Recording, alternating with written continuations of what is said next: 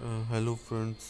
तो मैं मनीष डिस्कशन कर रहा था आरआरबी रिक्रूटमेंट के लिए। तो इसकी तैयारी कैसे की जाए और कोर्स मटेरियल कैसे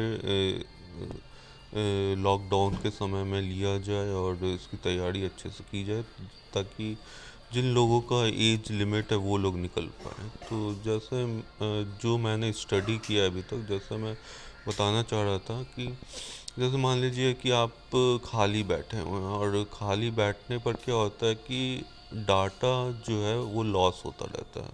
जैसे मान लीजिए आप खाली बैठे हुए हैं कहीं पर, किसी जगह पर खाली बैठ के मान लीजिए कोई सी बीच है, वहाँ पे बैठे हुए हैं और वहाँ पे आप कुछ नहीं कर रहे हैं। तो इस समय, ऐसे समय में क्या होता है, डेटा लॉस होता है।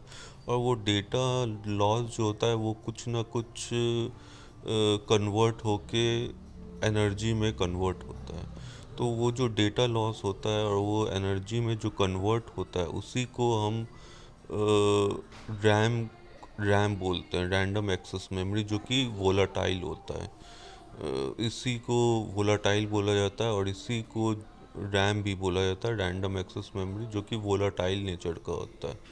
अब आप सोच रहे होंगे कि आखिर मैंने तो कुछ तो सोचा होगा सी बीच के पास बैठे बैठे, लेकिन ऐसा नहीं होता है कि हर समय आदमी सोचता रहे। कभी कभी आदमी क्या होता है कि चुपचाप बैठा रहता है और कुछ नहीं सोचता। तो वो डेटा लॉस जो होता है किसी एनर्जी में कन्वर्ट हो जाता है, जिसको वोलाटाइल नेचर बोलते हैं और जो कि एक रैम कहलाता है। Thanks for this video.